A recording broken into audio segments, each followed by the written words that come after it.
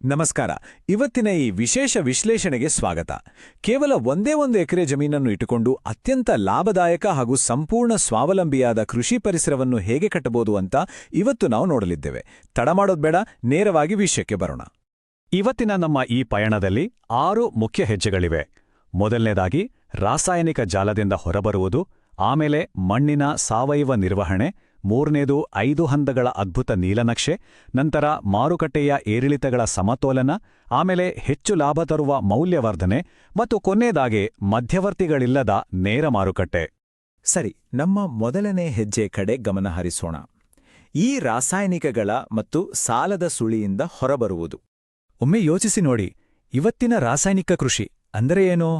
ದುಬಾರಿ ಬೀಜಗಳನ್ನು ಕೊಳ್ಳುವುದು, ಟ್ರ್ಯಾಕ್ಟರ್ಗೆ ಸಾವಿರಾರು ರೂಪಾಯಿ ಬಾಡಿಗೆ, ಯೂರಿಯಾ, ಡಿಎಪಿ ಅಂತ ರಾಸಾಯನಿಕಗಳಿಗೆ ಸುರಿಯುವ ಹಣ.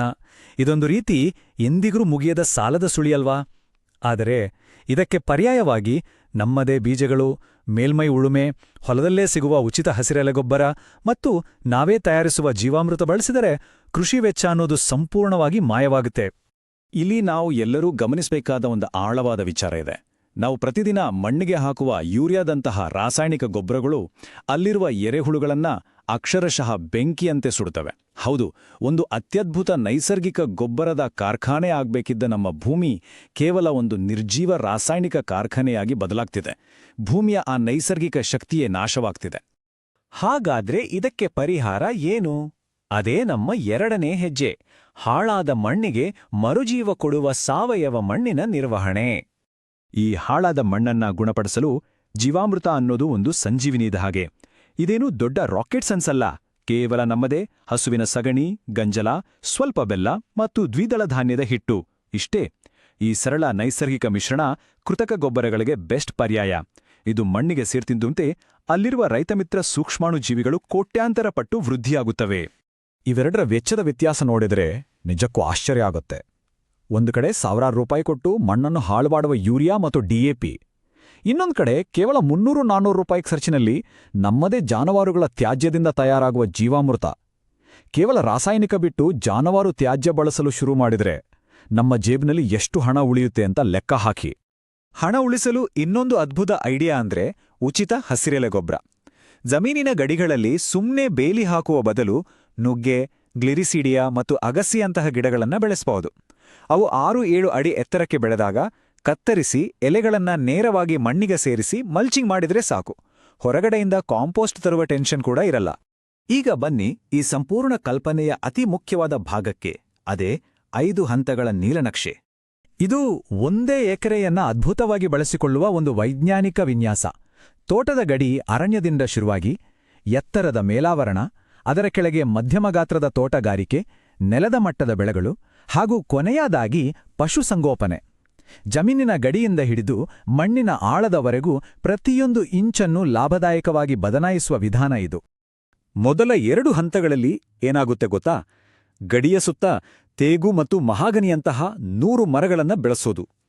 ಇವು ಮುಂದಿನ 20-30 ವರ್ಷಗಳಲ್ಲಿ ಭವಿಷ್ಯದ ದೊಡ್ಡ ಖರ್ಚುಗಳಿಗೆ ಆಸರೆಯಾಗುವ ನಮ್ಮ ಫಿಕ್ಸ್ಡ್ ಡೆಪಾಸಿಟ್ ಇದ್ದ ಹಾಗೆ.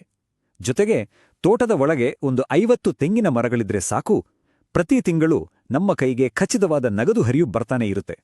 ಇನ್ನು 3ನೇ ಮತ್ತು 4ನೇ ಹಂತಗಳಲ್ಲಿ ಆ ತೆಂಗಿನ ಮರಗಳ ನಡುವೆ ಇರುವ ಜಾಗವನ್ನು ನಾವು ವೇಸ್ಟ್ ಮಾಡಲ್ಲ. ಅಲ್ಲಿ ಮಧ್ಯಮ ಎತ್ತರಕ್ಕೆ ಬೆಳೆಯುವ ಬೆಣ್ಣೆಹಣ್ಣು ಅಂದ್ರೆ ಅವೆಕಾಡೋ ಮತ್ತು ಜಾಯ್ಕಾಯಿಯಂತಹ ಮೌಲ್ಯಯುತ ಮರಗಳನ್ನು ಬೆಳೆಸಬಹುದು. ಇವು ದಶಕಗಳವರೆಗೆ ಫಸಲು ಕೊಡುತ್ತವೆ.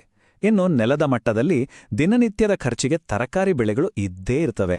ಇಡೀ ವ್ಯವಸ್ಥೆಗೆ ಜೀವ ತುಂಬುವ ಹೃದಯ ಭಾಗವೇ ನಮ್ಮ 5ನೇ ಹಂತ, ಪಶುಸಂಗೋಪನೆ. ಲಕ್ಷಾಂತರ ರೂಪಾಯಿ ಸುರಿದು ದೊಡ್ಡ ಡೈರಿ ಫಾರ್ಮ್ ಮಾಡಬೇಕಿಲ್ಲ. ಕೇವಲ 2 ಹಸುಗಳು ಅಥವಾ ಒಂದು 10 ಕುರಿಗಳಿದ್ರೆ ಸಾಕು. ನಮ್ಮ ಇಡೀ ತೋಟಕ್ಕೆ ಬೇಕಾದ ಸಂಪೂರ್ಣ ಸಾವಯವ ಗೊಬ್ಬರವನ್ನು ಶೂನ್ಯ ವೆಚ್ಚದಲ್ಲಿ ಉತ್ಪಾದಿಸುವ ಎಂಜಿನ್ ಆಗಿಯೂ ಕೆಲಸ ಮಾಡ್ತವೆ. ಈ 5 ಹಂತಗಳ ವಿನ್ಯಾಸದಿಂದ ಸಿಗುವ ಆರ್ಥಿಕ ಭದ್ರತೆ ಎಂಥದ್ದು ಅನ್ನೋದನ್ನೊಮ್ಮೆ ಗಮನಿಸಿ. ಪ್ರತಿದಿನ ತರಕಾರಿಯಿಂದ ದುಡ್ಡು, ಪ್ರತಿ ತಿಂಗಳು ತೆಂಗಿನಕಾಯಿಯಿಂದ ಆದಾಯ, 3 ವರ್ಷಕ್ಕೆ ತೋಟಗಾರಿಕೆ ಬೆಳೆಗಳ ಲಾಭ, ಇನ್ನು 15 ವರ್ಷಕ್ಕೆ ಶ್ರೀಗಂಧ ಮತ್ತು 30 ವರ್ಷಕ್ಕೆ ಮರಮುಟ್ಟುಗಳಿಂದ ಬೃಹತ್ ಮೊತ್ತದ ಸಂಪತ್ತು. ಇದೊಂದು ಕಂಪ್ಲೀಟ್ ಫೈನಾನ್ಷಿಯಲ್ ಪ್ಲಾನಿಂಗ್ ಅಂದ್ರೆ ತಪ್ಪಾಗಲ್ಲ ಅಲ್ವಾ? ಇಷ್ಟೆಲ್ಲ ಮಾಡಿದ್ಮೇಲೆ ಮಾರುಕಟ್ಟೆಯ ರಿಸ್ಕ್ ಬಗ್ಗೆಯೂ ನಾವು ಯೋಚಿಸಲೇಬೇಕು. ಅದೇ ನಮ್ಮ 4ನೇ ಹೆಜ್ಜೆ, ಬೆಳೆ ಮಾರುಕಟ್ಟೆಯ ಅಪಾಯಗಳ ಸಮತೋಲನ. ನಮ್ಮ 1 ಎಕರೆಯ ಆದಾಯವನ್ನು ಸಮಾನವಾಗಿ ವಿಭಜಿಸೋಣ.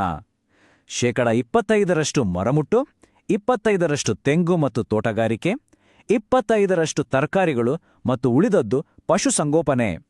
ನಾಳೆ ಯಾವುದಾದರೂ ಒಂದು ಬೆಳೆಯ ರೇಟ್ ಮಾರುಕಟ್ಟೆಯಲ್ಲಿ ದಿಢೀರಂಪ ಕುಸಿದ್ರೂ ಉಳಿದ ವಿಭಾಗಗಳು ಆ ನಷ್ಟವನ್ನು ಸುಲಭವಾಗಿ ಸರಿದೂಗಿಸ್ತವೆ.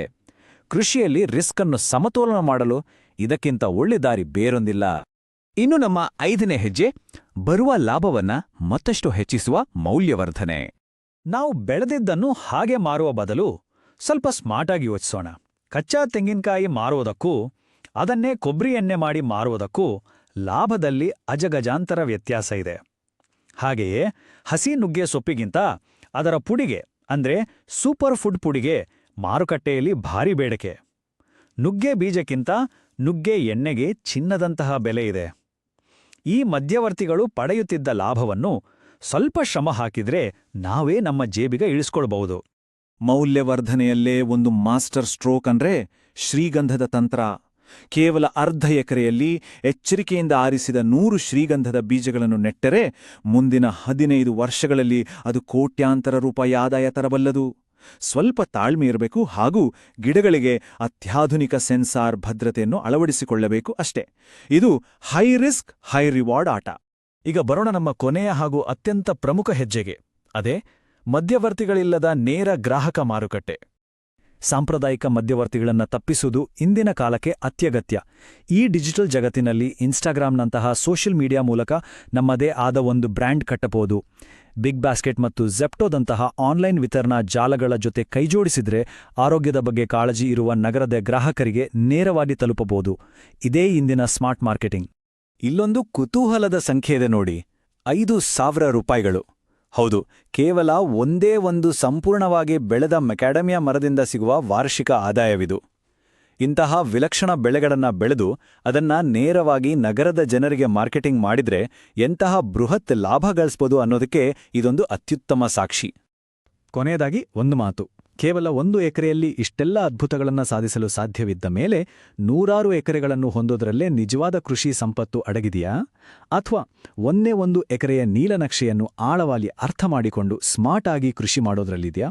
ಕೃಷಿಯ ಭವಿಷ್ಯ ವಿಸ್ತೀರ್ಣದಲ್ಲ, ಖಂಡಿತವಾಗಿಯೂ ಸ್ಮಾರ್ಟ್ ಆದ ಸಮಗ್ರ ನಿರ್ವಹಣೆಯಲ್ಲಿದೆ. ಇವತ್ತಿನ ಈ ವಿಶ್ಲೇಷಣೆ ನಿಮಗೆ ಇಷ್ಟವಾಯಿತು ಅಂತ ಭಾವಿಸ್ತೇನೆ.